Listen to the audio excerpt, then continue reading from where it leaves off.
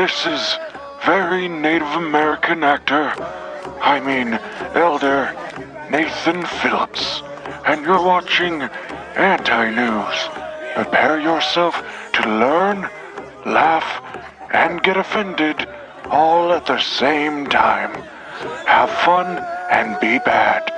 Sincerely, very Native American man, Nathan Phillips.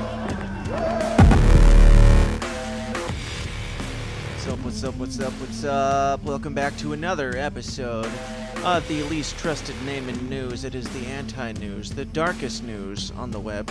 And this is the place where we have chill, laid-back time of just drinking and smoking and watching the world burn together and laughing as it goes, poking fun, just giving the news and all the main headlines their due irreverence. Craig is here.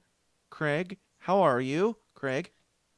I am fantastic, considering this almost didn't happen tonight, and I was going to be really sad. Yeah, there was a lot of things going on. Craig's schedule has moved around, and I was on Tom Dunn's podcast tonight, which streamed live. I'm sure you all caught that by now when this comes out. But we are here, and we're making it happen. There will not be an after party this week because we're recording later than usual. And also, you guys got 2 bonus episodes first thing this morning that were both an hour long, so, you still got your money's worth. But we still wanted to make sure that we give you guys your weekly dose of information and keep you informed on what's going on in the world, on all the most important and critical things. If you would like to call into the show, you can do so at the number down below at 309-716-3818. Before we jump into our voicemails, Craig, what are you drinking? What are you smoking? What's going on? I am once again drinking my patented Jim and Java. Jim and Java? Mm-hmm. Delicious. And I How picked does it up affect this. you? Does it make you awake and asleep at the same time? It does, actually. Like, my body is awake, like I'm running around, but my mind is like shut off. That's called blacking out. Oh. That's not normal then? It's or not. that is normal. Well, that's too normal. For alcoholics, yes, that's normal. I've picked up this bottle. It was on sale. It's by a brand called Distinctive, and the flavor is called Franklin. It was just a bunch of weird, like, presidential names and, like, I guess Franklin wasn't even a president. Well, it depends. Is it Franklin going Pierce straight or into the Benjamin politics? So, yeah, very political, but it's kind of, it's like a mixture of strawberry lime, so it really tastes like your... Gross. Yeah, it's pretty gross, but it was on sale. It's not as gross as that shit I had a couple weeks ago, and it doesn't make me feel like garbage, so it tastes like... there's something that it tastes like. I can't think of it. Cool story. It tastes like, well, it's strawberry lime, but it kind of reminds me of like cherry limeade, just because it's the like fruity, limey stuff. Sure. But it's really sweet, but it's not too bad. And then I'm sure somewhere I got some Snow My Gush that will probably end up in my tank tonight at some point. Right on. I have the same. On deck, I have the Snow My Gush Blues, and I am vaping. I talked about it last week, but I didn't get the actual name right. It is Cream Puff Blueberry. Cream Puff Factory is the brand. It was on sale. They came in like 6 tiny little bottles, so you get like 2 tanks out of each bottle, basically. But it's kind of nice to be able to just like carry on a tiny little bottle again, rather than your big fat gorilla bottle. That's true. And I am drinking it's a new one that my wife got for me this week. It's by Odell Brewing. It is Mercenary Double IPA, and it is quite delicious. Very nice, very nice. So, did you catch the Super Sports Ball yesterday? I didn't, but before we get into any news, we gotta listen to. It's not the voicemails. news. It's sure. Oh, okay. It was just about weekend stuff. Well, I'm sure that's gonna consume a lot of what we talk about in the actual news, so we should probably Oh, I listen know. to the voicemails first. Well, I was just going to lead into that, saying what I did this weekend, Okay, leading go up to this, leading up to Super Sports Ball. Go ahead. So I think I said last week that I was asked to hook up my father-in-law's cable in his garage, and you called me a cable guy. Yes, And you are. so Tuesday, the coldest freaking night of the century, I went over there to run the wire for his cable, which I did all the inside work because it was piped underground from his basement to his garage. So I did all that, and then I was like, I'll come back Saturday when it's like 50 degrees. I'll pop out the wall and hook up the connection outside. It'll take that, and then I'll help you mount your TV. There's another 20 minutes. So Friday night, he calls me and says, hey, are you still coming over? Yeah, I'll be over tomorrow. He's like, all right, just meet me at Best Buy. I'm going to pick up a surround sound system you can help me set up. Freaking fantastic, dude. So he bought this. Oh, you're going to do work literally, for me? Great. While you're here, you can do more, you do more work for me, right? Well, we pre-wired his garage before he drywalled for surround sound. So he's just like, oh, Super Bowl is happening. We might as well get surround sound. So we walk into Best Buy, and the salesman comes up and he just, if Best Buy guys, sales guys make commission, he made a fortune because I'm pretty sure he sold him the most expensive surround sound. I'm quite sure that they don't. It was upwards of $1,900 just for the surround sound system. Lord. Right? But man, that thing would that sports ball faster, louder. The funny thing is, it gets this elaborate sound system. We get it all hooked up. It takes like a day and a half to hook everything up, get it all into working. He has this big party out in the garage with women involved who don't care about sports ball. So they're like, hey, can you turn that down so we can talk? So now we're listening to this at like normal TV levels or less. Beautifully, and it's like beautifully quiet. Yeah, it was the clearest quiet football ever. Mm-hmm. So yeah, you crank that thing up, and you can't hear anybody talking, and it's freaking awesome. I love living vicariously through other people who have money, and it's just like, yes, let's buy all these nice things because I'll be able to enjoy it, but I won't have to pay for it. Yep, so absolutely. He keeps asking me because they're going back and forth between two different systems, both really expensive, but one more so than the other. And he's like, which one do you think would be better? I was like, well, it depends on your definition of better. I was like, sound quality, I guarantee you that one's going to sound better. Yeah. But price-wise, this one probably sounds fantastic for a little less money. He's like, oh, I'll take the better one. Yeah, and I was like, level 3 volume.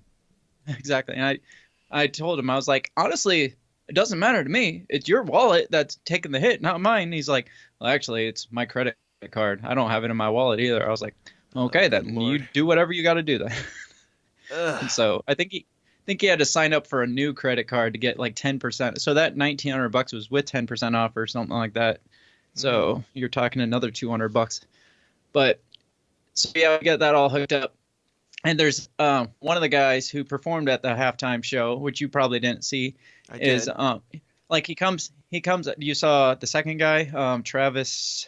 Are you gonna get into actual news now? Because we gotta listen to these voicemails first. Well, no, I was just saying. He comes out. Show. He comes out and sings like a couple lines, and all of a sudden they start editing out his words. And they don't just edit his vocals because you can't do that really live too easily. All the audio goes out, and so as soon as all the audio cuts out, everyone's looking at me like, dude, what the hell? Because I'm just like, I didn't do it. And then it comes back on, and we realize they're just editing stuff. Right. So they have really quick responses because those weren't like long edits that they chopped out. There was just like 2 or 3 of them. Yeah, it's just like all the audio cuts out, and everybody just like dead silent looks at me like, what'd you do? I'm like, I'm just sitting here with you. Right on. Okay, so let's get into the voicemails. You guys, we've got, I believe, 4 this evening from last week. So you guys you're kind of letting us down this week. If you could get the numbers up, that'd be great. Call in. Again, the number 309-716-3818. It seems like we never get actual calls of people with constructive information. Like nobody calling in saying, hey, you should talk about this, or you should talk about that, or I like the way you did this or that. It's always just people joking around, and I have a good feeling that that's what it's going to be again tonight, which is totally fine because I enjoy that too. What was that number again? 309-716-3818. But, yeah, let's see what we've got here. This first one comes from the same number that called in last week. Let's see if it's familiar. Come on. Oh, hello. This is Jay Reno. My chin, my chin. Ha! I chin. It's not Jay Reno. It is me. A Chin Chong. I told not Chin Sing Lang, whatever the fuck you say. I say I Chin Chong. And you say you're not making fun of my family, but name has been in my family for over a millennium. So you make fun of Chin Chong. You make fun of my family. But okay, I have thick skin. You can call me Egro.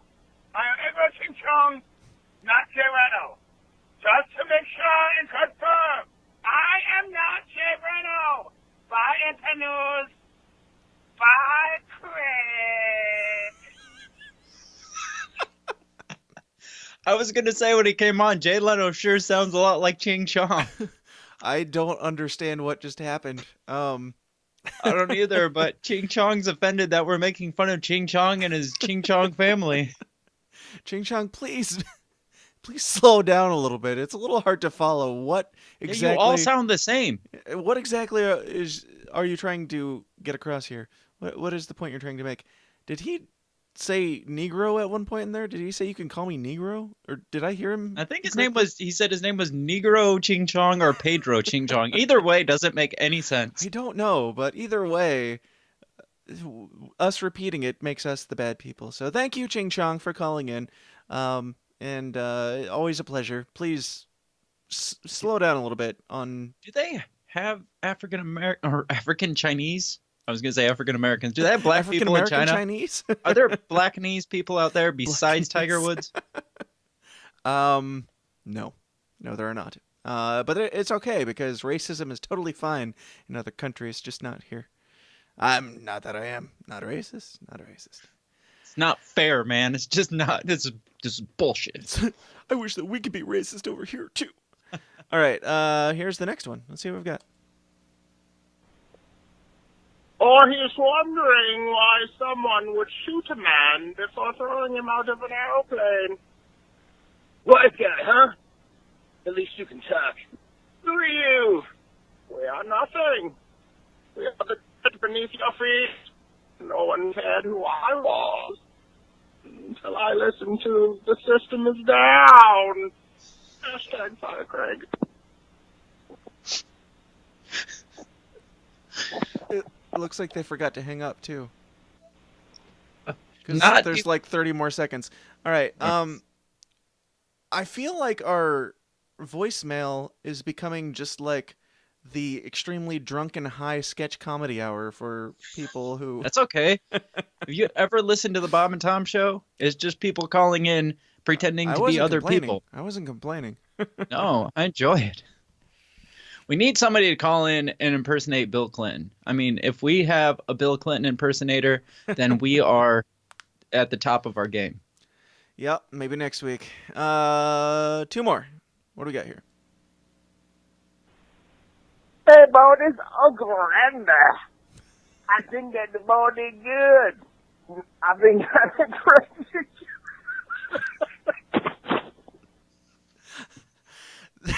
that's that is an actual call.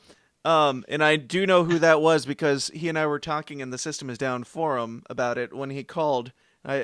He said, I posted something that was like, hey, call in if you haven't called in. And he was like, I already called. And I was like, well, call again or something like that. And he called in and left that. And then he apologized immediately after. And I was like, dude, how high exactly are you? And he was like, I'm sorry, I couldn't finish it. That's funny. So, thanks, man, whose name I won't say until you're willing to say on the air. And one more for today. This is the last caller. Last caller, what do you got? Well, hello there, fellas. I gotta tell you, well, first off, this is Billy Steve. I've been listening to your podcast for a while, and I gotta say, I really like it. I like a lot of the really anti-Semitic things you fellas are saying. I like a lot of the racist jargon that you guys are saying too, because as we all know, Mexicans are inferior. Mexicans are flesh-eating bacteria. And we need to build that wall right about now. We needed to build that wall 35 years ago. I just think you guys are doing the Lord's work. You're doing a real great bang-up job over there. Just keep on keeping on. Keep making America great again. Keep supporting our leader, our fearless leader, Donald J. Trump, as he does the Lord's work. Keep on keeping on, fellas. Make America great again. I love you. I love your racist attitude. That is what Jesus would do. Have a good day. That is what Jesus would do. Jesus would be a racist. I disavow. I disavow. Right. I am perfectly fine with you calling in. What was his name? Billy Steve or something? Billy Steve? Billy Dean, I think. Thank you for your call. I appreciate it, but you do not represent this show. But I appreciate this message is not approved by. It's kind of does like not represent the views of the Anti-News or the System is Down. It's kind of like Donald Trump when people were saying, "Well, the KKK is supporting you and David Duke is supporting you," and blah blah blah. He's like, I don't know who this person is. I don't care if they support me, but I don't know who they are. It's like, it's not his fault that they're supporting him. It's not our fault that Billy Dean or Billy Steve or whatever. It's not our fault that he's supporting us. We're not racists. Or anti-Semitic. If we're putting off a racist vibe, then you're not paying attention because we're not that. Anyway, that concludes the pre-show, and that seems like a great way to start it off. What? Thank God we are supporting our fearless leader, Donald J. Trump. And that Hallelujah. What did he say? The Mexicans were an inferior breed. And he said something about them being flesh-eating bacteria because of the story we talked about last week. I want to say that's all a joke, but you just never know. Who knows? And speaking of, that was probably just a joke. What happened to Moon Lover? Why didn't he call back? Did we piss him off for good? No Moon Lover 69 tonight, unfortunately. Maybe next week. But that concludes the call-in portion of the show. And we will jump into the real stuff right about now and let you know what's going on during the end of the world. Again, gotta say it one more time, do call in. Do call in to 309-716-3818, 309-716-3818, and leave us a voicemail and we'll play it no matter how ridiculous it is. Shut up. All right, let's get into the news. Here we go. All I ask is, if we have...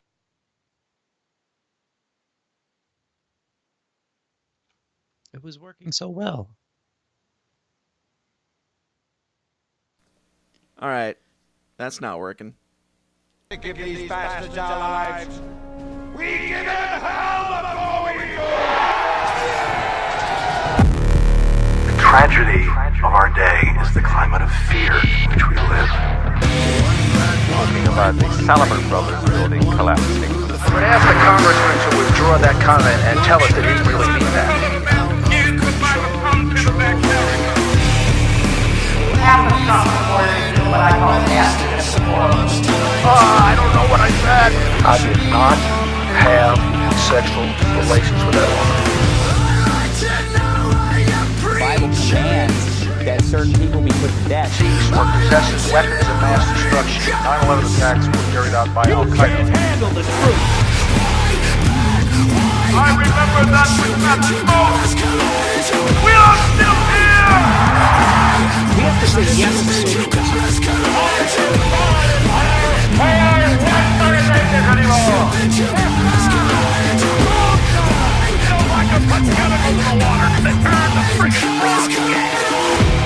Let you want to know tomorrow. It's a big club, and you ain't in it. All right. I feel like as time has gone on, as this show has progressed, we've progressively gotten less and less serious and much more ridiculous, which I appreciate, but that intro is so dark and serious. fits more with maybe the main System is Down show, but we're gonna leave it. We're gonna leave it. I was gonna say, do not take that away. Oh, I would never take it away. I feel like it's just funny that we listen to this Billy Dean guy calling us anti-Semites and applauding us for it, and then we go into the very serious the anthem of the stuff. revolution. Yes, exactly. Yeah, I feel like that is the music we're going to march to during the revolution. I do agree, and it's coming soon. Also, I suppose it's not that. It hasn't changed that much because we used to do the 9/11 dance party, so, I mean, we are true. what we are. What happened to that? Vile people. What were you drinking? I don't think you never... Did you ever say what you're drinking? Check the tape. It's there. All right, fine. Everybody else heard it. It's a double IPA, and it's delicious. Cool. But, yeah. What was I gonna say? I don't remember. So let's get into the news. That seems like a very smooth transition into what we're here to do. Craig, I know that you really wanted to do this tonight, so you must have a lot of really important things to tell me. Tell away. I just think we can't go a week without discussing the Super Bowl sports event. Well, of course not, because I care so very much about them. In particular, stuff. In particular, Playoffs? the main event, which was the illustrious halftime show, which we can't go a week without discussing the halftime show? You mean a year without discussing? It only happens once a year, I'm pretty sure. I don't follow sports ball, but I'm pretty sure it only happens once a year. I just meant we can't go until next week and try to bring it up next week, because then it's just super old news, and that would be dumb.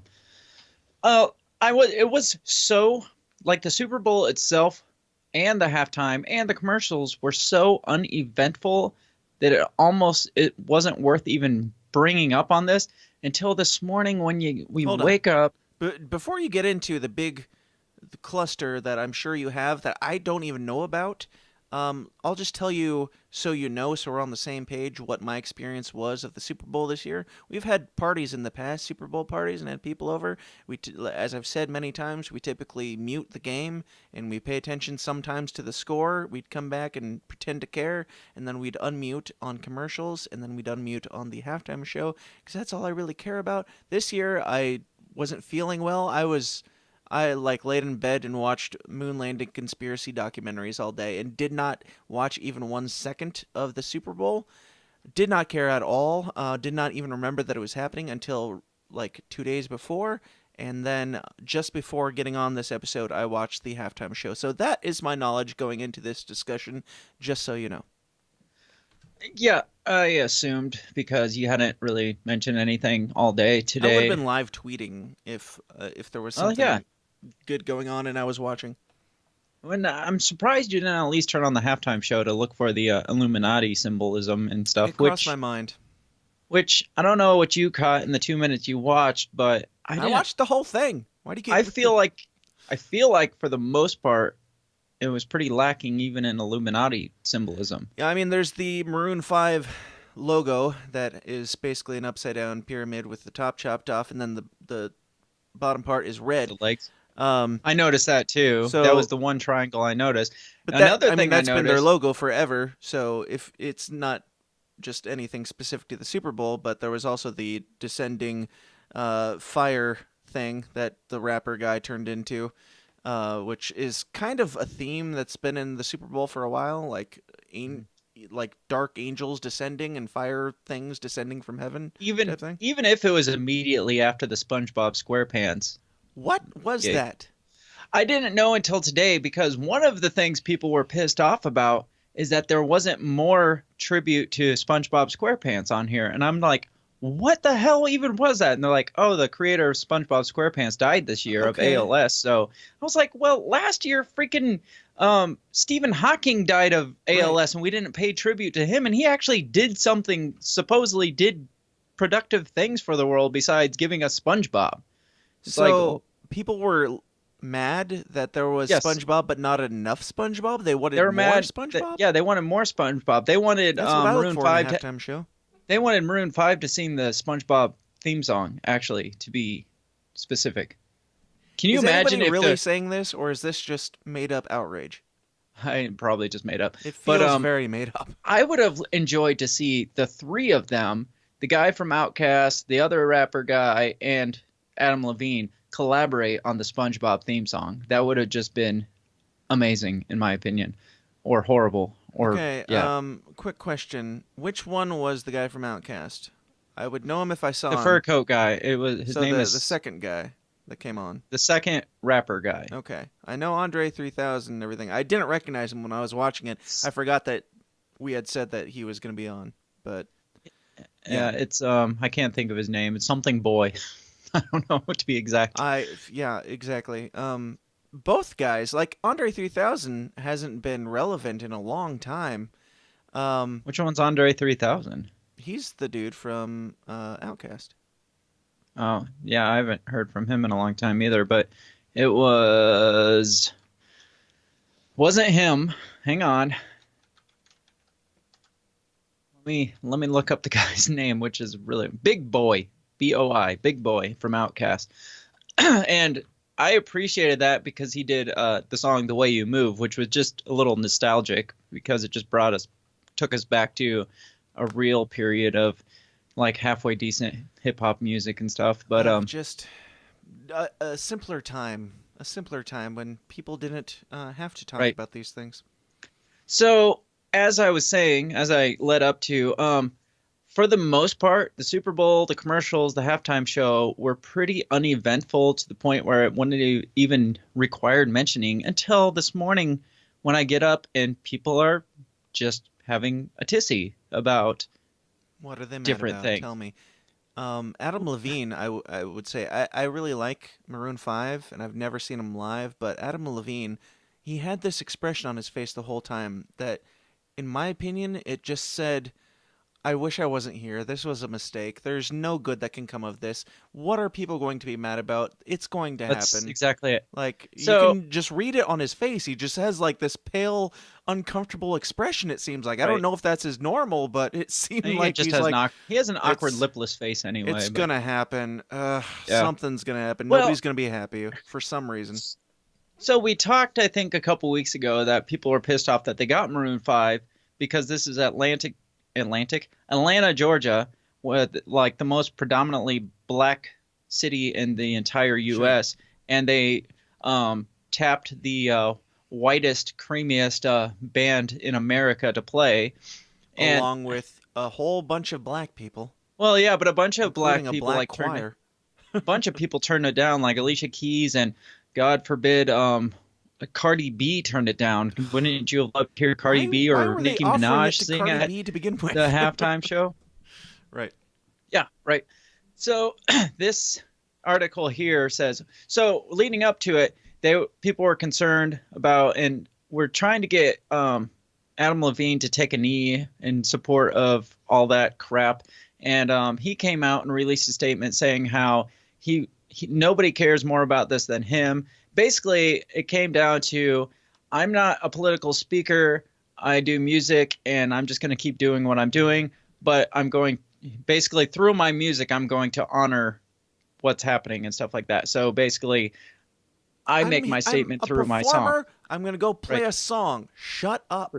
Yeah, he's pretty much like, I say what I need to say in my music, and I support in my music. I like people, and love is nice. Like, that's all that they are.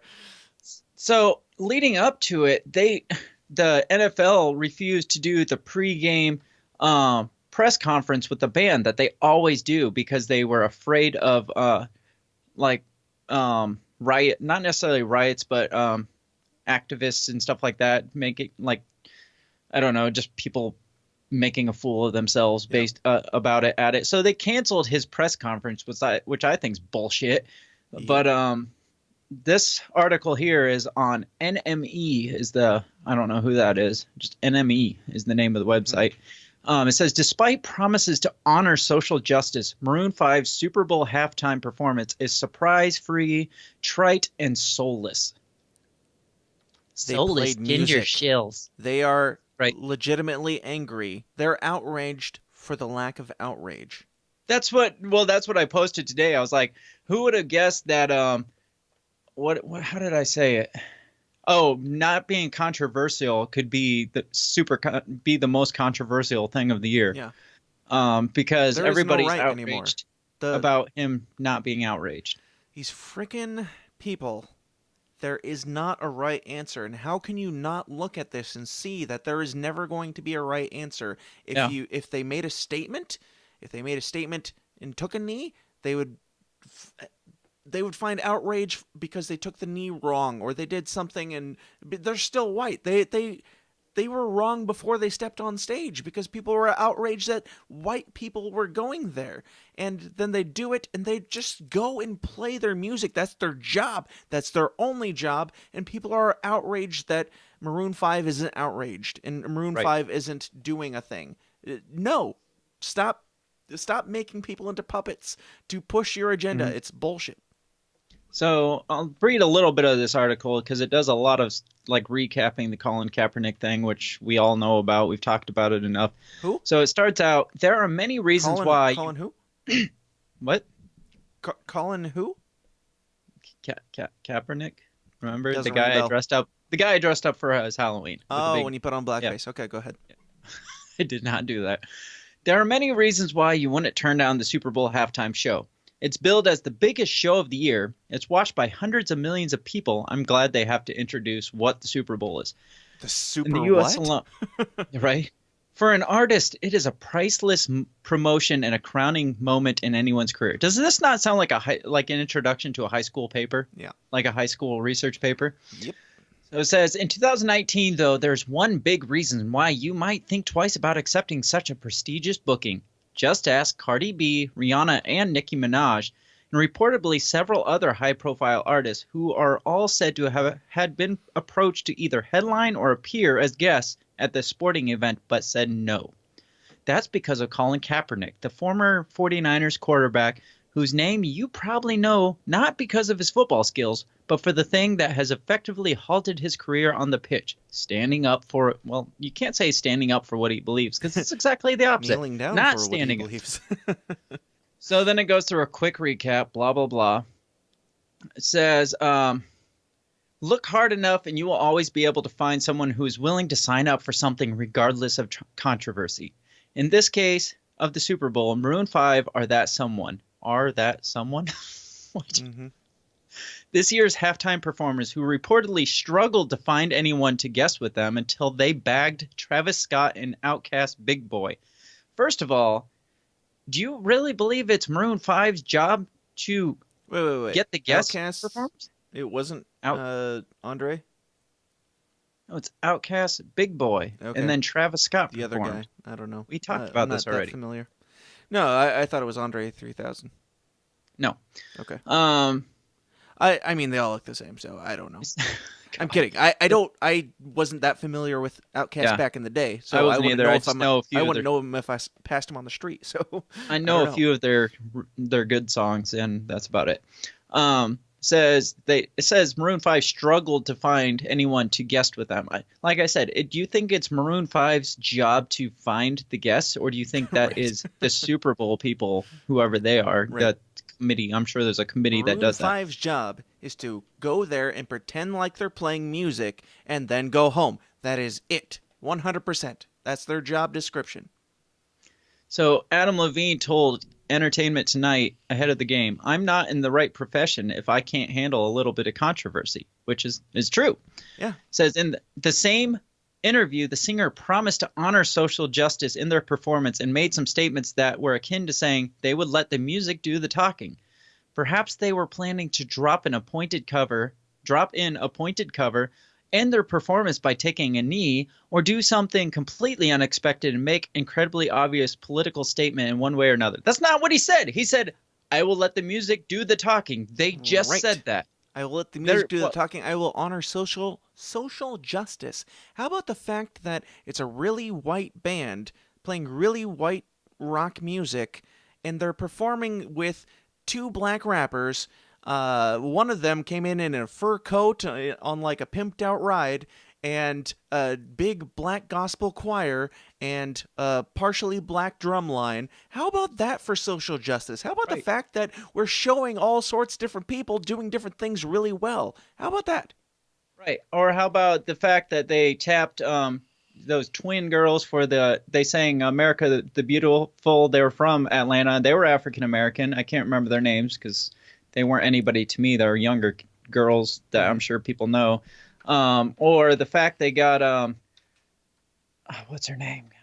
She's from there in Atlanta, and she did amazing. Gladys Knight did the national anthem. An African American actually stood up and sang the national anthem. Can you believe that? They didn't. You don't care about that though. Well, yeah, they didn't bash on her for not taking a knee during the national anthem or anything like that. But no, imagine her coming out and doing the whole national anthem like just on a knee. Yeah, that would have been beautiful. Kind of funny. So it goes on to say, after the song Sugar, Levine takes off his vest. The whole performance has been like a whole slow top half only striptease that nobody asked for to leave him shirtless for the set closer. That is true. Which is really funny. My sister-in-law really loves Adam Levine. So when he took his jacket off or his vest off, I was just like, wow, you might get the show you're looking for. Right. And then when he gets to moves like Jagger, he took off his shirt. I was like, man, give him 2 more songs and he'll be fully naked. It's true. And so, which I'm sure that's probably what he does at every single show that he plays. Oh, I'm sure. So who cares? So it goes on to say, to leave him shirtless for set closer moves like Jagger. This is perhaps the most awkward moment of the whole thing. The topless frontman lightly thrusting his way through the track with nowhere near enough swagger to pull it off, as the unfathomably enthusiastic crowd below reached their hands towards him. You mean like a concert? Like any concert? As people watched. Here's the funny part. Unlike Janet Jackson, whose infamous Nipplegate incident saw her turned into a pariah, he will likely not face any consequences for this move. Pariah? What? And which? What are you talking about? That's legal. That's okay. Right. In our society, that's an okay thing. I can walk down the street topless. I'm not going to, but nobody. I guarantee you, there's probably football players who pull their shirt off before walking off the field, and nobody's going to say anything about that. What's funny? Go ahead. I was just saying, he says he won't likely face any consequences for this move, despite it being as welcome as a kick to the face. Maybe for you, but I know a bunch of the girls around me were like freaking swooning over that shit. So they're saying that men can't take their shirts off now. Is that it? Yeah, because of equal rights and shit. The same, sure. And I've always said, yes, equal rights, enslave the nipple. Let's all be forced to wear shirts. I'm fine with that. Yes, I will give the feminists their way. Let's all wear shirts. No problem. So it's funny that the people who are saying that women shouldn't have to wear shirts and that Janet Jackson did no wrong are saying that the dude from Maroon 5 is wrong, even though that's something that's been culturally acceptable for the last 50 years. Right. It's pretty double standardy. It's not even double standard. It's just my standard is whatever happens, I'm going to be mad about it. I don't care what it is. I just hate everything. I just hate life, and I want to make everyone's life miserable. What is going on? So he concludes, he says, it's a relief when Maroon 5 eventually left the stage, not least in case Levine starts removing any more clothes. Before the night got underway, Levine had pointed out people's insatiable urge to hate the halftime performance and by extension the performers involved, which is true. Maybe there's some truth in that, but in Maroon 5's set, he's given the world an easy target, one that's boring, trite, and saying absolutely nothing of any value whatsoever. Okay, so, again, his job was to go out there, put on a good show, play good music. That is it. That's the beginning and end of his job description. He went out there, he put on a show, he played music well. He did not put on a great show because you could see... it wasn't fantastic. You could see on his face that he was very uncomfortable in the whole thing because in 2019, there is not going to be a right answer to anything that you do. If frickin' Jay-Z went out there and gave a Black Power salute, people would find a reason to say that he's a racist. I mean, he would be, but... There was no right answer for Adam Levine in this scenario, so of course he's not going to be comfortable with it. Aside from Beyonce a couple years ago coming out in her Black Power uniforms, what other Super Bowl performance has had an over amount of social justice brought out at it? Right. It's always just been you get up, you lip sing a couple lines, you get off the damn stage with a cool light show and some fire and some Illuminati triangles, and then you're done. It's some never lightning bolts, been... some mermaids, some dancing sharks, maybe. Exactly. Katy Perry. Which, back to the Illuminati and Levine taking his clothes off, I did notice in a picture he does have the all-seeing eye tattooed on his chest. Does he so really? There was that. Yeah. So there was that. Doesn't surprise me in the least. No. I mean, if there's a band that is in cahoots, it would not surprise me. That doesn't make me like their music less. That's why their music's so good. Anyway, so back to a couple days before, Colin Kaepernick's lawyers slammed Maroon 5 for, or maybe this was yesterday, I guess. Colin Kaepernick's attorney slammed Maroon 5 for a Super Bowl performance cop-out, is what he called it. Said he lashed out at the halftime performers, Maroon 5, and specifically Adam Levine for his ire. What the fuck is ire? On Thursday, Levine told Entertainment that he understood the ramifications of performing at the halftime in light of the NFL protests against police brutality.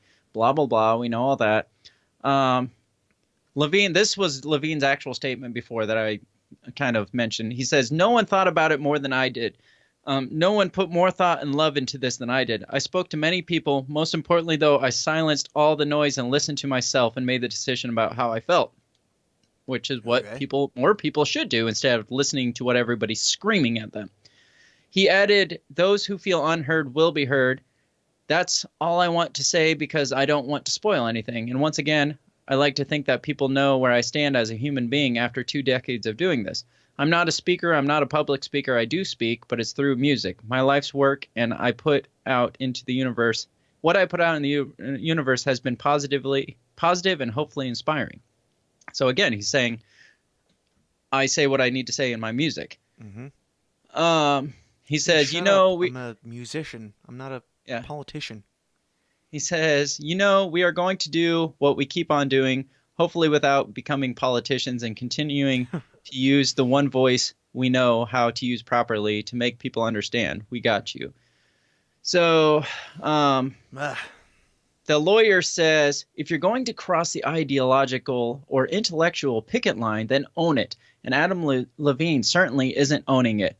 It's a cop-out when you start talking about, I'm not a politician, I'm just doing music. Most of the musicians who have any kind of consciousness whatsoever understand what's going on here. Shut up. Just shut up. Just stop. I can't handle it anymore. I know. Yeah. It's so stupid. Like, yeah. Why is it this way? Why are we to the point where you can't be a musician and just be a musician?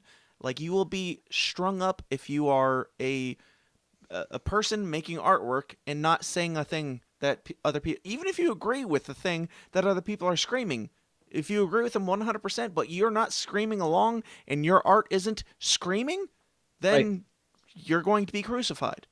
Why aren't they saying anything about Travis Scott or Big Boy not making any statement? Because they did the exact same thing. They just came out and performed. They didn't take a knee. They didn't have any elaborate, obvious nod to social justice. And there were more black people on that stage than there were white people. I'm pretty sure, with the Black Gospel Choir, which I thought was pretty cool and kind of the highlight of the show, in my opinion. None of them took a knee. None of them made a social statement. Who cares? They were there to sing a song. Enjoy your life. Shut up. My opinion of the whole thing was when they hired on Maroon 5, the NFL people, whatever you call them, the committee, we'll just call them the committee, the Super Bowl committee probably were like, look, we want you to perform. We don't want a statement. Mm-hmm. We don't want controversy. We just want a straight performance. Go out there and do your job. And then they did that, and then people gave them crap for doing that. It's like, you know that song, Moves Like Jagger? You know that song that everybody likes you for? Yeah. Can you just do that? Or that Can I take that my other shirt song off that while I everybody do it? likes? Sure, go ahead. Yeah, go ahead. That's You normal. take your That's shirt off. totally fine. Leave your pants on. Nobody wants to see if your dick's tattooed or not. So just leave those on, but you can take everything else off if you want. But please, just sing the damn songs and leave the stage. That is all that they did. They went out there. It was basically like listening to it on the radio, just clips of different Maroon 5 songs. That's what it like was. the And hits. people are And it was pissed off just the about it. hits, which is what everybody wants to hear anyway. They did the one closest thing they did to a social statement at the Super Bowl was they had that really cool drone light show in the background that spelled out the words "One Love" behind him, and that was as much as you can say was social justice-y, I guess. And even that could have just tied into his love song he was singing at the time. So, for such an uneventful and almost downright boring halftime show, in my opinion, because he didn't like do anything extravagant as far as performance-wise, and it was just very straightforward. I thought it was kind of boring set, but there was a lot of people just screaming about it today, and I'm like, okay, we got to talk about this now. This is bullshit. Yeah, we got to talk about something else too, because this is ridiculous, and it doesn't deserve the amount that of time that we've given it. So, on that note, let's get into some more happy things, like Nancy Pelosi keeps quoting her favorite Bible verse. The mystery, it's not actually in the Bible. It's like when Donald Trump said 2 Corinthians. 2 Corinthians, yes. Nancy Pelosi addressed a gathering of this comes from Slate.com, so you know it's legit. Nancy Pelosi addressed a gathering of presidents of Christian colleges this week in Washington, where she thanked the evangelical community for its leadership on immigration and refugee policy reform. To this end, the Speaker of the House quoted a favorite bit of biblical wisdom in her opening statement. Quote, "To minister to the needs of God's creation is an act of worship. To ignore those needs is to dishonor the God who made us." Okay, actually, she said, it might not technically be from the Bible. Quote, I can't find it in the Bible, but I quote it all the time, Pelosi said as she introduced the quote. I keep reading and reading the Bible. I know it's there someplace. Oh, this is really what she said? Yes. But then she disclaimed it as her favorite Bible verse?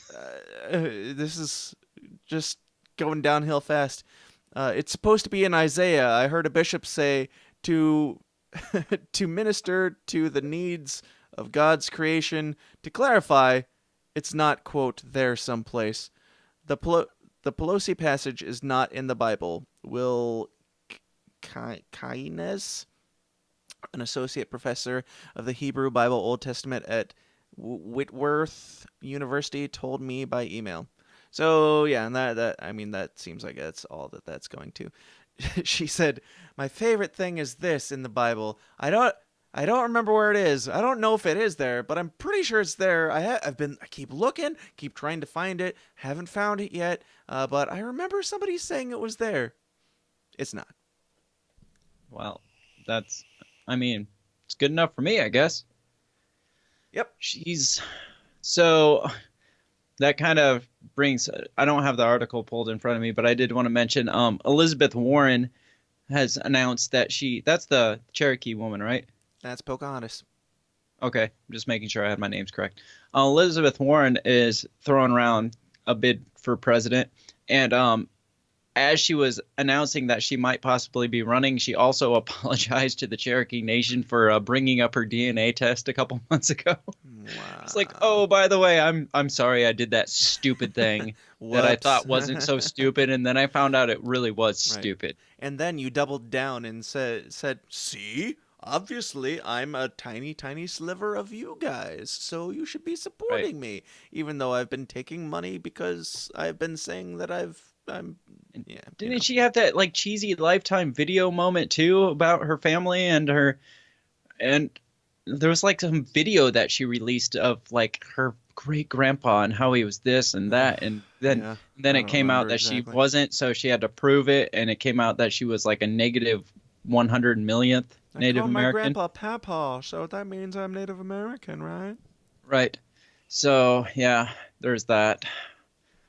So, Sincerely, anyway, very Native American woman. you know what I Elizabeth noticed Warren. What? about what's his name? The Nathan Phillips? Very native. Yes. He sounded like he was losing his Native American accent on this last call. That's because the peyote's wearing off a little bit, I think. Oh, okay. Gotcha. But yeah, we So got that glowing endorsement from him this week. I really appreciate I know. it. That's nice. So, let's also talk about more racism Please do. and I'm the sure whole Billy Dean will appreciate it. right. The Nick Sandman debacle with very Native American Philip Very Native Johnson. American actor, elder, Nathan Phillips. So the lawyers for Nick Sandman are preparing to sue the media for is it pronounced libel? Yeah. Okay, just making sure. Which is basically slander in written form is what libel is. I learned that in law class. I didn't learn how to pronounce the word libel, but I did learn what it was. I read it. So in a book. Yes. So it's legit. Leather-bound book. Smelled of rich mahogany. But yeah, I heard. It was from Anchorman. Yeah. Or not Anchorman. What I was from Dodgeball when he's like, I read that in a book. Yeah, I heard a little bit about the fact that they're suing. Do you have the details on that? Because I hadn't had a chance to dig into it. Yeah. Says lawyers representing Covington Catholic student Nick Sandman have announced the preparation of letters to be sent to various celebrities, media outlets, and individual journalists. Wow, this is going deep because they're even tapping like celebrities who were in on this. Kathy Griffin. She's not everybody's favorite comedian and quote unquote celebrity. C-list celebrity. Journalists and individual journalists who immediately and falsely slandered Sandman and his classmates for taunting, quote unquote, a Native American during a trip to Washington, D.C. The students' lawyers are preparing letters for possible libel and defamation lawsuits, and the Cincinnati Enquirer reported. List of representatives of the warning letters include actress Alyssa Milano, Senator Elizabeth Warren, Native American, targeted journalists include Maggie Haberman, David Brooks, and media outlets will include TMZ, CNN, and New York Times.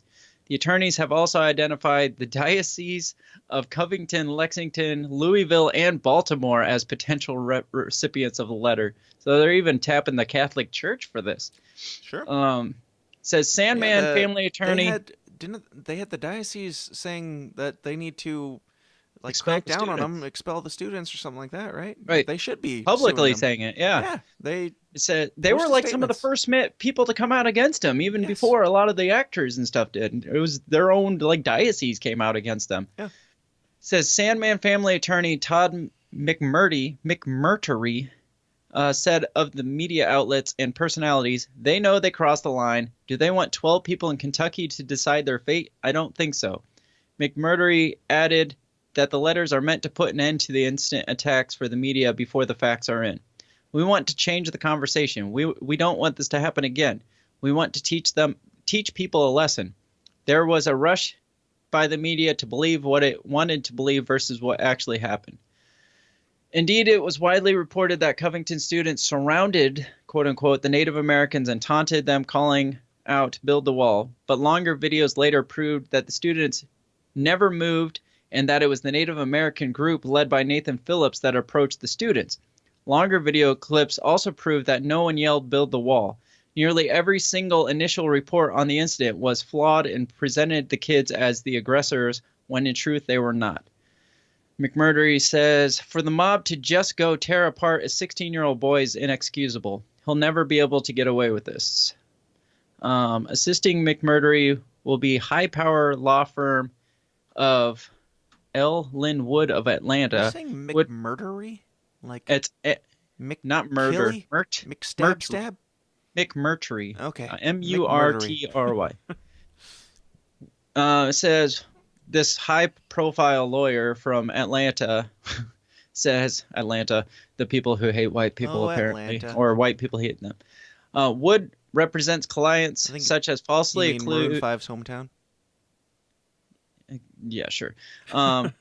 Has represented clients such as falsely accused Atlanta Olympics bomber and the family of murdered beauty contestant John Benet Ramsey. I don't know if that's a good thing that he represented the Ramsey family, because I'm still on the fence of whether they had something to do with it or not.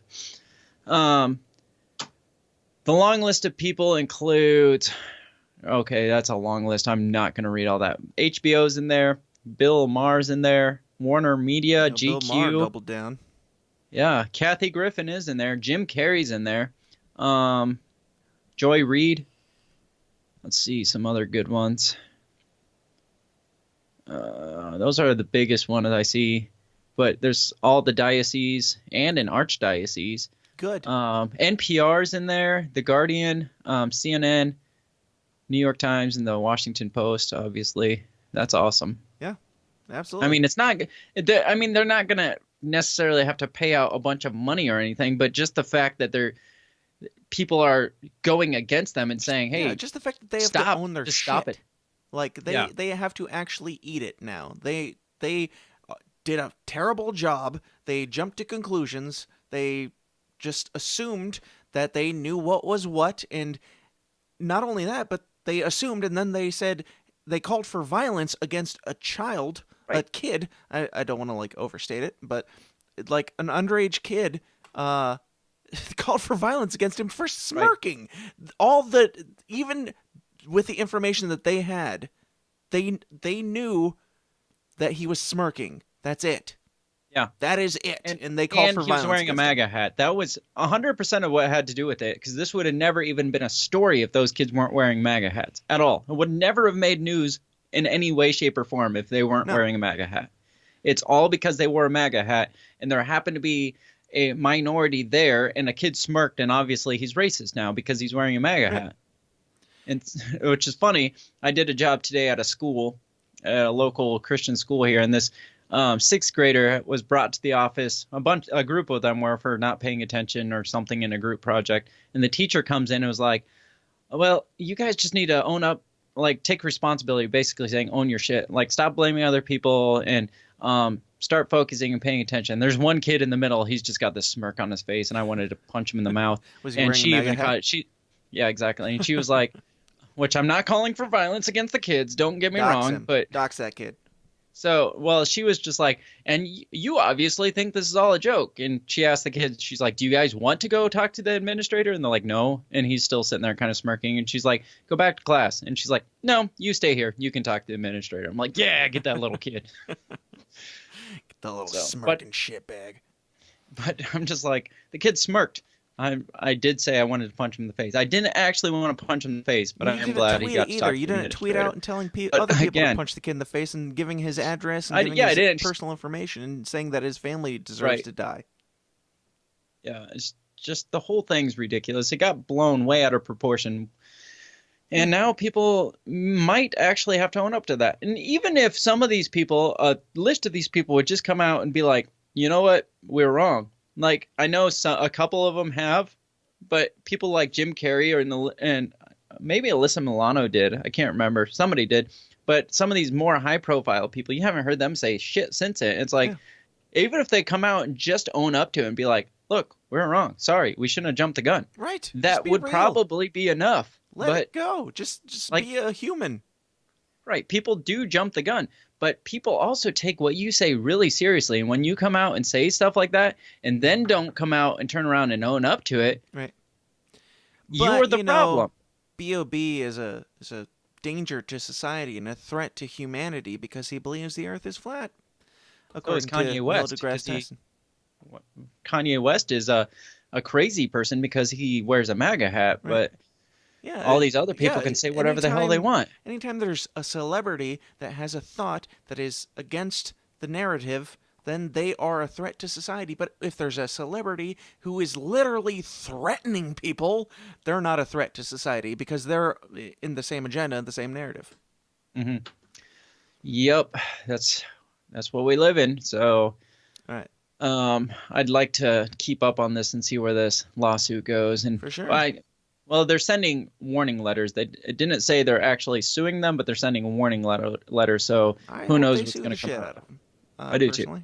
Because people, I've been saying for a while, I've been trying to be kind of optimistic and say, I think with all this craziness, it has to come to a head. It has to eventually, it's either going to burn down or it's going to come to a head, a point where people are going to say, enough is enough. We've had enough.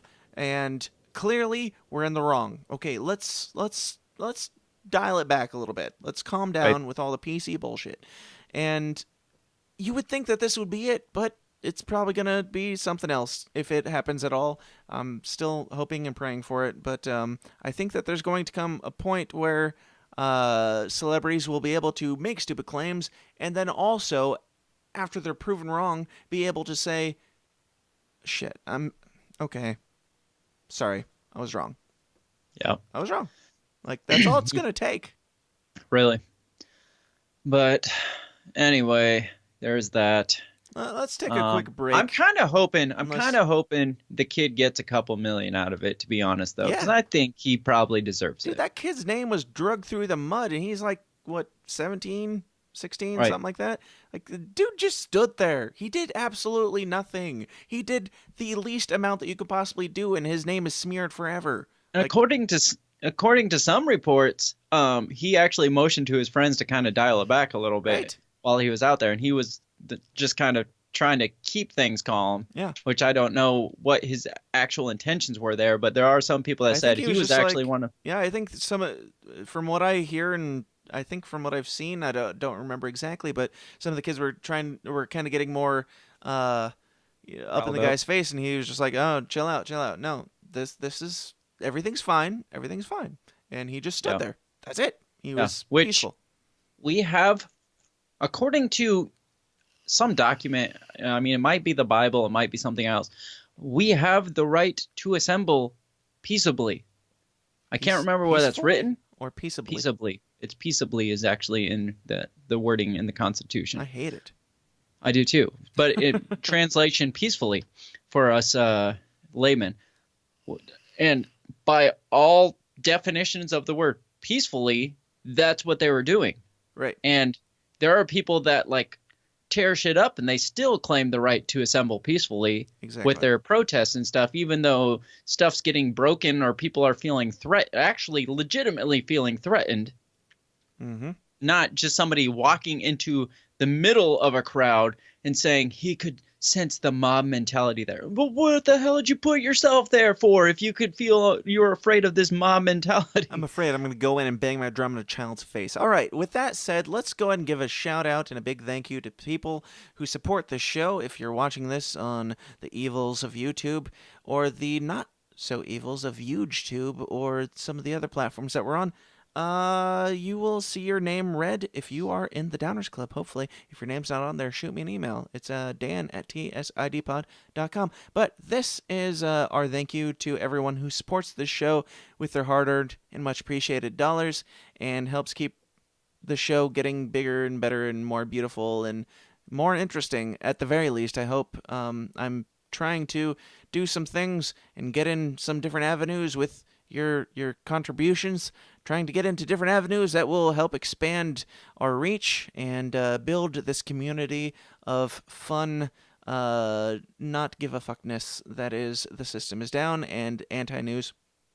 And I hope that we can keep doing that. So here's my thank you to all of you who are members of the Downers Club. If you would like to join the Downers Club and get the bonus content, we put out earlier this week, I put out 2 full-hour bonus episodes of the show, including a video episode completely unedited, where I talked to P-Master Jed Payne of Church and Other Drugs about my mental craziness and the ways that I am self-medicating and coping with that, so you can check that out. And also an episode where a bunch of our libertarian friends got together and we had a good fun romp and chatted. So if you want both of those episodes, you can get them by going to patreon.com/The System Is Down and signing up for as little as a cup of coffee a month. But here's your names. If you're listening to the audio, this won't make any sense. Enjoy. Hey, this is Brett Glyer from Donor-C, and you are watching Anti-News Live. Hi, this is Ole Damgood from Light on Conspiracies, and you are watching Anti-News Live. Hey, this is Brian McWilliams from Electric Liberty Land on the Lines of Liberty. You're watching Anti-News Live along with my lazy dog Hank here, who diarrheaed all over that couch. That's why that blanket's there. Enjoy! And now it's time for that part of the show where we give a big thank you and a shout out to all the beautiful men and women who support this show with their hard-earned and much appreciated dollars. We could not do this without you. If you would like to increase the value of your life and get your name on this list, just go to patreon.com/The System Is Down and join the Downers Club. I'm done, I'm pissed, and I'm not putting up with it anymore. You Satanists want to sacrifice the West. You want to kill the beautiful goddess that is the West. You people are enemies, and we're going to get your asses, and we know what you're up to, and we're coming for you. So I've had enough of these people. Okay, so I've been containing this for the last week. That's why I've been in here sweating, getting pissed, because I can't handle it no more. Hey, this is Toby from Bad Christian, and you're watching Anti-News.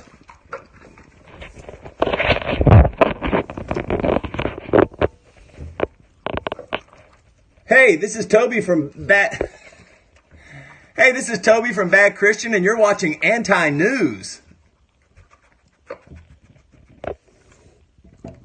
Hello, everyone. I'm Lucas from the 29 Toes podcast, and you're watching the Anti-News Live. Fun fact, do you know anything that you drink out of this mug tastes 50% better? You should give it a try. Enjoy the show. All right. We are back. Thank you to everyone who supports the show. Again, patreon.com/The System Is Down. This whole anti-news thing, it's really just a giant commercial for our bonus content and the Patreon and supporting the show and giving me money. So just go over there and throw some dollars in. You won't regret it, I guarantee it, or your money back, which is not a guarantee. Craig, what was on your phone that you were feeling the need to text while that break was happening? While that break that I can't see on my computer was happening? Yes. Oh. I was just on Facebook. Cool. Updating myself. Really with what's cool. going on in the world. Oh, cool. Well, I'm going to jump into a really important one. We got to get away. I've got a whole bunch of different ones on the Super Bowl and some depressing stuff about the ads and stuff. Just a bunch of outrage about that. I don't want to talk about that all that much, so I'm going to jump into this one because I feel like this is what people really need to know, what will really benefit them this week in the news. Man wants to sue his parents for giving birth to him without his consent as part of anti-natalist movement that says having children is morally wrong. Any thoughts on that headline, Greg? I'm still processing that whole headline right now. Hang on. Nope, I got nothing. This comes from... Is this for real? This can't be for real. This is for real. This is 2019. We thought it was going to get better, but here we go. This comes from dailymail.co.uk. A man is planning to sue his parents in India for giving birth to him, quote, without his consent. Raphael Samuel... What? I said, oh, the outrage. The outrage. What a bunch of assholes. Yep. Raphael Samuel said he had a, quote, great relationship with his parents, but has compared having children to kidnapping and slavery. The 27-year-old from Mumbai is an anti-natalist? Natalist. Okay, I said nationalist before. I guess it's anti-natalist. My bad. Anti-natalist. Mm-hmm. That's even worse than anti-national. I thought anti-nationalist was he was pissed off that they had him in like India, and he was like, man, this is stupid that you had me here. But no, anti-natalist. Nope, anti-natalist. That's interesting.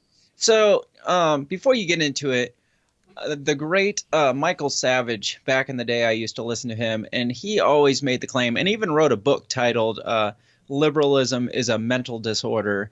And just people in general are a mental disorder in 2019. True. I don't feel like he fully grasped how accurate that statement was 10 years ago when he first was making those claims. Dead, right? No, absolutely not. Okay. He's still on the radio doing his thing. Oh, okay. God, I can only imagine what he's saying about things like Raphael Samuel, who is a anti-natalist. He believes it's wrong. This is beautiful. This is just perfect for our vernacular too. He believes it is wrong to put an unwilling child through the rigmarole of life for the pleasure of its parents. The anti-natalist movement is gaining traction in India as younger people resist social pressure to have children. Speaking to The Print, Samuel said, quote, "I love my parents and we have a great relationship." Bullshit. Bullshit. You don't want to be alive. But they had me for... literally compare it to rape that you are alive right now. They had me for their joy and their pleasure. My life has been amazing, but I don't see why I should put another life through the rigmarole of schooling and finding a career, especially when they didn't ask to exist. Samuel runs a Facebook page called Nyland? I don't know. Whatever. Which has hundreds of followers. Hundreds. There are hundreds of people that have the same bullshit mentality that he has that share his stupid opinion. Yes, apparently. On which he regularly posts anti-natalist material. One image is captioned, Parents are hypocrites, with the text saying, A good parent puts the child above his wants and needs.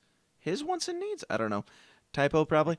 But the child itself is a want of the parent.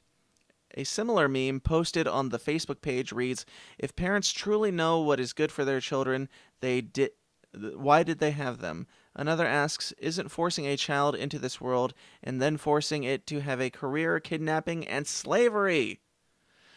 In yet another picture, he writes, The only reason your children are facing problems is because you had them. Good. That is true. That is 100% accurate. Can you imagine how little problems children would have these days if they just didn't exist? Can we just start murdering everyone? He's got a fantastic point. All of people's problems started at birth. If there was no birth, there would be no problems. People say I have a dark sense of humor, but then the world exists. People that think that their rights were infringed upon because they were born. Those people exist in the world. And I have a dark sense of humor because I think they shouldn't exist. I think that if you have a problem with that, then kill yourself. That's not really a dark thing to say. That's what you're asking for. You are stupid. And he says we're forcing kids to be born and then we're forcing them into careers. Your parents don't force you into a career. They just force you to get the fuck out of the house. Right. Whether you have a career or not. You don't have to have a career. You don't have to live. You can die. Please die. Just die. Yeah, you have fine. That's what you want. They might have brought you into the world without your consent, but you're more than welcome to take yourself out of the world if that is what you choose. Yep. They brought you into the world, and by golly, you can take yourself out of it. Welcome to 2019, people. Just when you thought... I cannot believe this is real enough that he has hundreds of followers that I figured maybe he had people on it just out of interest and curiosity because it's so stupid, but their comments are equally as stupid. Yeah, it's and I've seen people on Facebook lately, people that I'm good friends with, people who are smart people, who are saying things like, somebody posted a thing that was like, see these people firebombing these elephants because they wandered into their territory and blah, blah, blah, blah, blah. That's what the problem with humanity. Humanity is the problem with the earth, and these like humanity. People have such a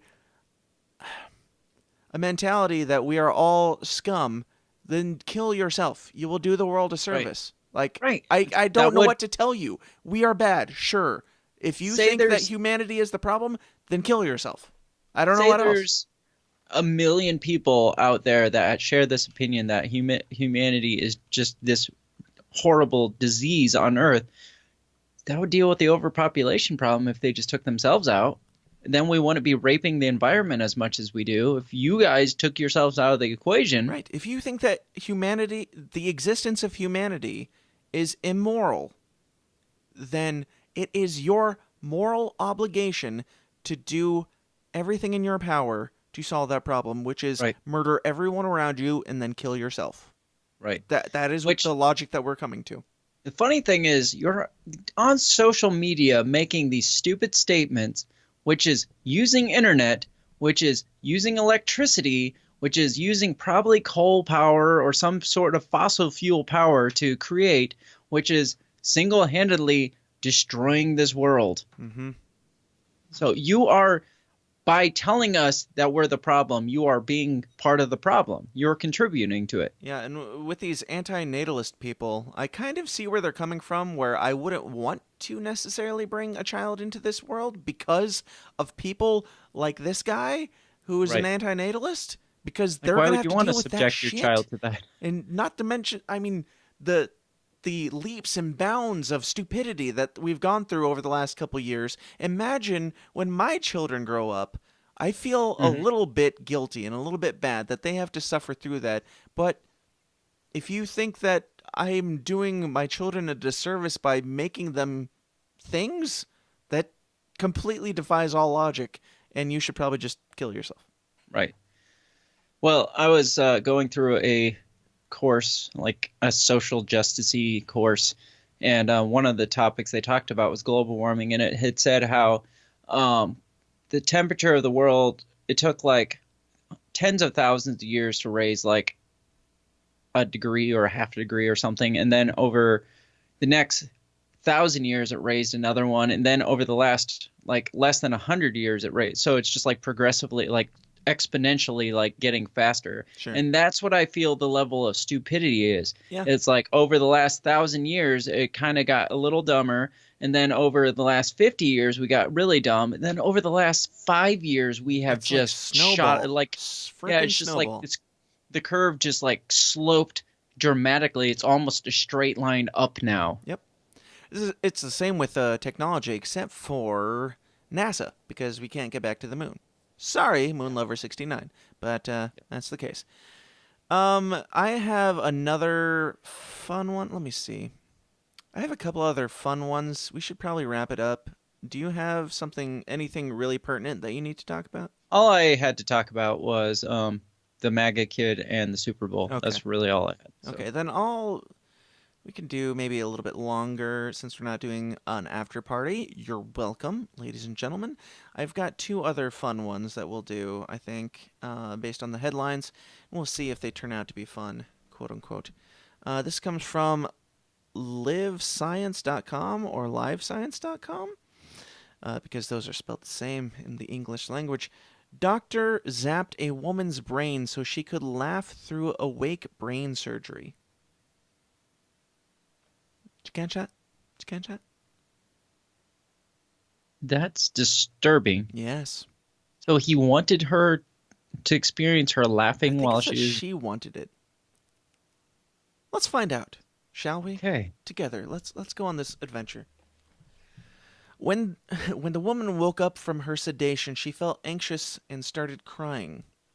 That's not atypical given the circumstances. The woman, a patient with epilepsy, was undergoing awake open brain surgery at the Emory. Why?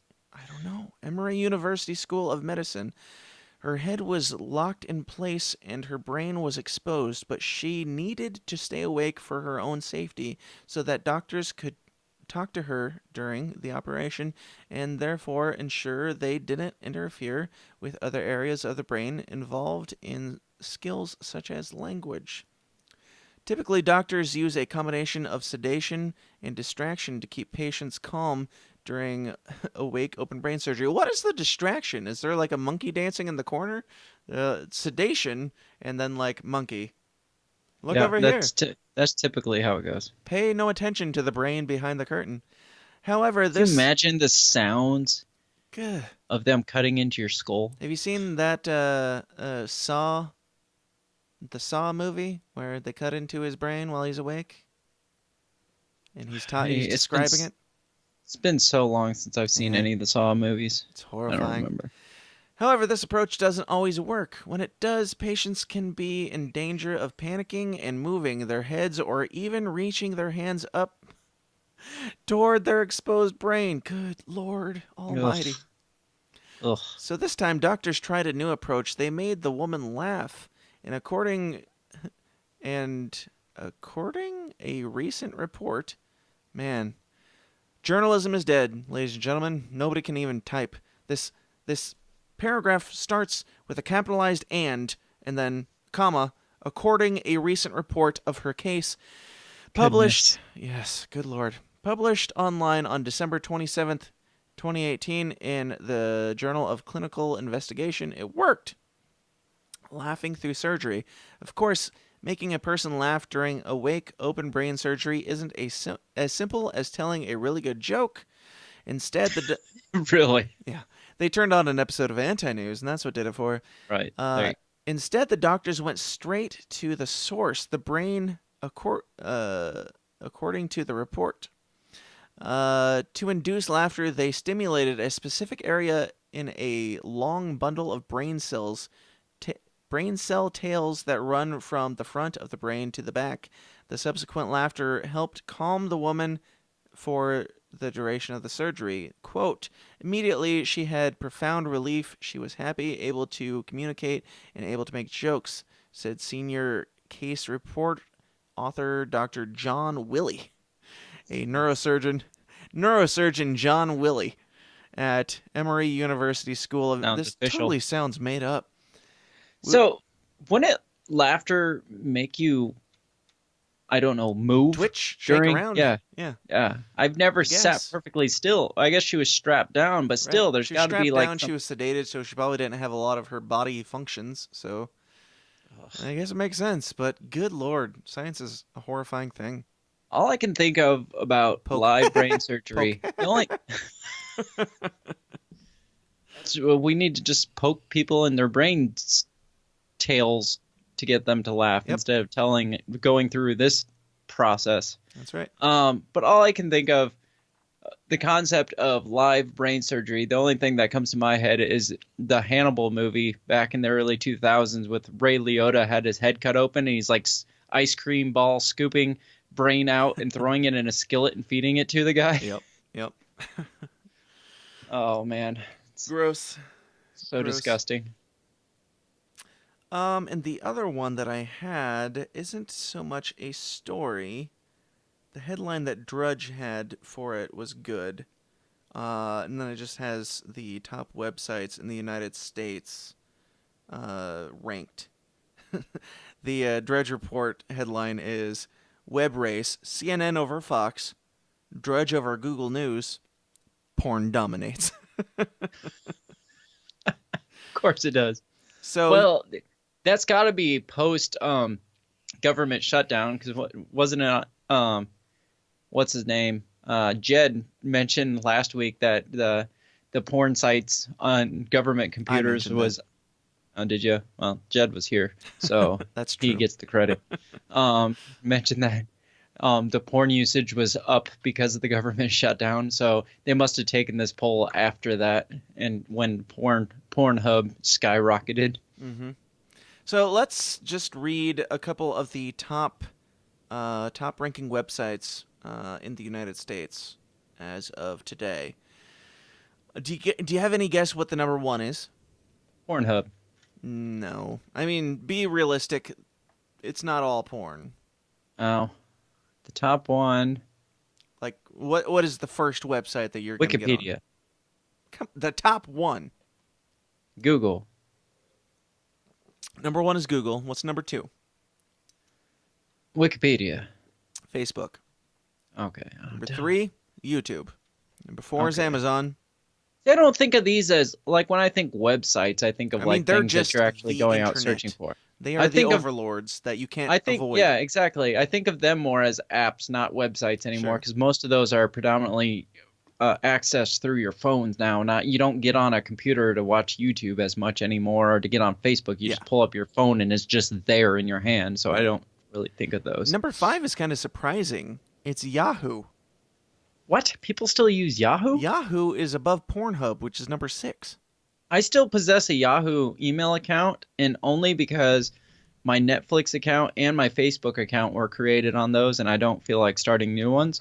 So I only keep that in case I forget my password. Yeah. So 5 is Yahoo, 6 is Pornhub, 7 is X videos, which is porn. 8 is XNXX, which is also labeled as adult, which is porn. 9 is eBay. 10 is Twitter. Twitter's below. Way down there? Wow. Yeah, Twitter is below Yahoo. That is really surprising. Wow. So is Instagram and Wikipedia and Reddit. I feel like old people probably still use Yahoo. I guess. And they're still kicking. They apparently use Pornhub too, because that's above Twitter, Instagram, Wikipedia, Reddit. Craigslist is number 14. Wow. Bing is 15.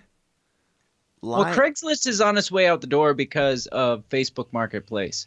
Because people can actually see if you're a real person on Facebook Marketplace, and it's a lot less sketchy. What is? The Marketplace on Facebook. Oh, yeah.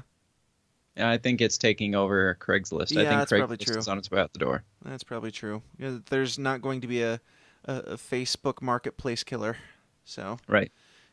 Once you have killer attached to your website name, then, it's kind of downhill from there.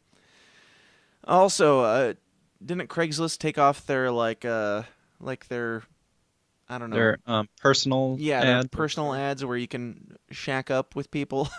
Yeah, I think that so. was probably what was still keeping them afloat. Not to mention the fact that their website just looks like garbage, and it always has. Have you ever clicked on that just to see the bizarreness of it? Oh, I have. Of course, everybody has, whether they admit it or not. The sections included it was B and G, or M and F, I think it was, male and female, or M and M. There was MM and F, or M and FF, or MM and FF. LMNO, XYZ, W, just all sorts of...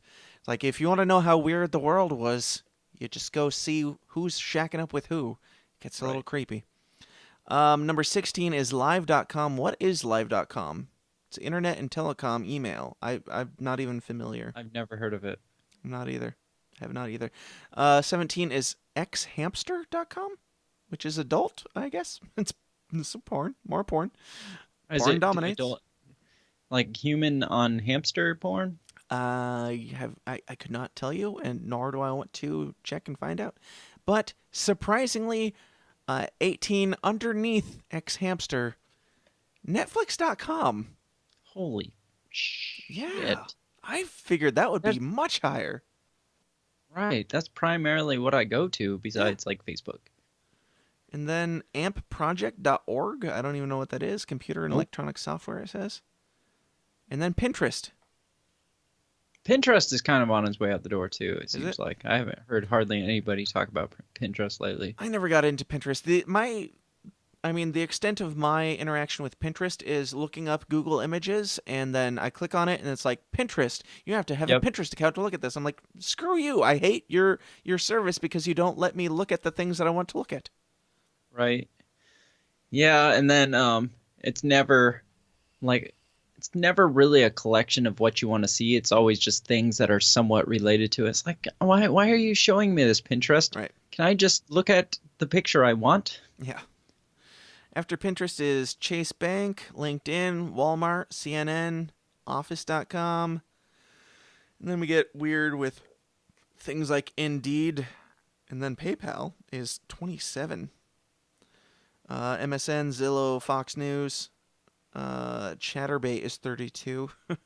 IMDb, ESPN. Porn is definitely dominating. DuckDuckGo is 35, which I'm proud to announce. Good for them, because DuckDuckGo is actually what I go to look up things for this show, the Anti-News. Everybody should start using DuckDuckGo instead of Google. I know it's a little bit clunky. It's got some work to do, but it doesn't track your stuff, and you don't have to worry about anything coming up in the future. And you also don't have to worry about... if you're looking up something like the Covington incident with the MAGA kids, you don't have to worry about the first things being the most, the agenda things. Like, they just give it to you the way it comes up. They give it to you based on clicks, I assume. But they seem to be much, much more healthy. DuckDuckGo.com. Check it out. Free plug. Then there's a bunch of things that I don't know.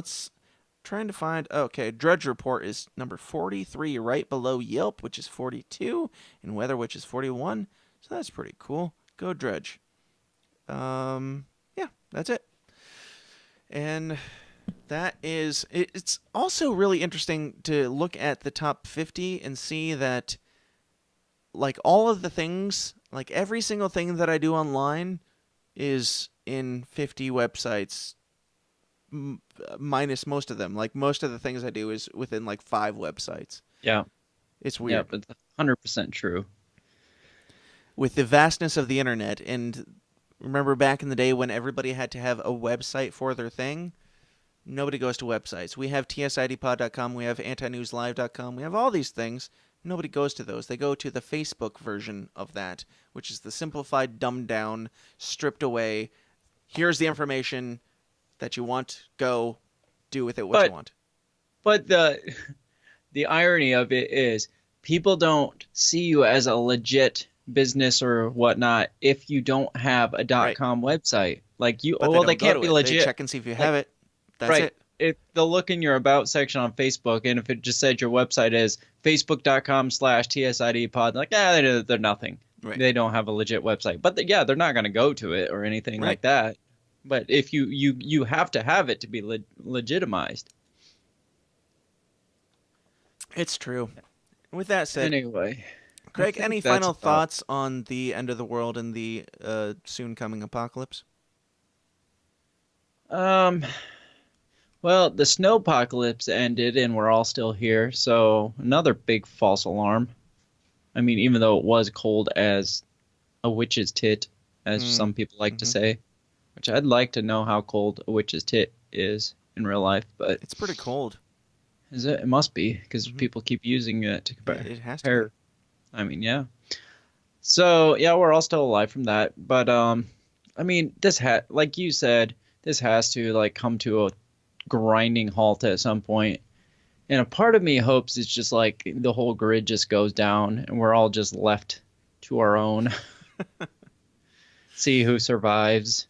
I mean, I don't even care if it's not that I want to die, but I don't care if I'm one of the victims or one of the outcome of this. The only way is to hit that giant massive reset button and just start from fresh, start from scratch. You hear that, Trump? Hit that big red reset button. See what happens. I mean, you've been making these promises and you're not fulfilling your promises at all. Screw the wall promise, man. Where's that reset button? I'm sure Billy Steve or Billy Dean or whatever his name was would appreciate this banter. But yeah, I feel like it's gotta come to a screeching halt. I hope that it's not a matter of it all burning and coming to a crumble, but it seems like that's where it's going.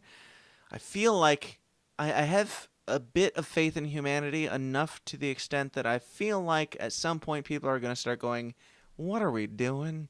What are we doing? Let's go back to saying all the words. Let's go back to not caring about these things. Let's go back to just chill out and living, because we've only got a couple years of humanity left probably. Let's just enjoy the ride.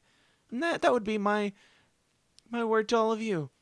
Just chill out, enjoy the ride. It's all going to come to a screeching halt. It might be a terrible, disastrous end, or it might be a reset of nice, comfortable proportions, but we can't stop it.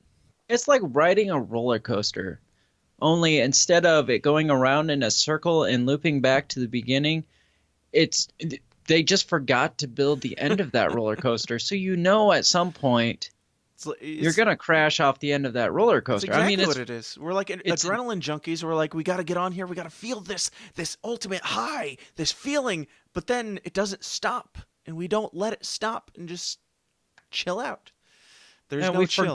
We forgot to build the end game of it too. We forgot to get back in line. Yeah, so it's just going to crash off the end, and at least we had this adrenaline in the process of it, but in the end, it's the ultimate ride. If we find the end of the ride, and it looks like it's going to end, if Maroon 5 Milk Toast Band plays the Super Bowl, we gotta keep adding more track onto the railroad. We gotta keep the adrenaline going. We gotta create fake outrage for no reason. That's all that we're doing. Stop. The roller coaster's over. Let's go to bed. Let's go to sleep and chill out and be fine with it. Exactly. So, Craig, thanks for being here. It's been fun. Are you going to go to bed and chill out and forget about it? I am. Cool. I'm over it. I'm over the world. I'm going to go make a documentary. That's my next plan. We'll talk about that more after I click end on this recording. All right, then. So thank you all for tuning in. Thank you for your ongoing support of the show and for listening and watching, sharing it, which you're not. Go share it. Please share the show with a friend and the shit out of the show. Share the shit out of the show, and let's continue to change the world one uncomfortable conversation at a time. Until next time, stay uncomfortable. Be bad and have fun. All right. Peace out. So here's my pledge to you. I will be a commander-in-chief that will have the back of the military. I won't trash talk. I won't be a divider-in-chief or an agitator-in-chief. I won't be out there blowharding, talking a big game without backing it up. I think the next president needs to be a lot quieter, but send a signal that we're prepared to act in the national security interests of this country, to get back in the business of creating a more peaceful world. Please clap.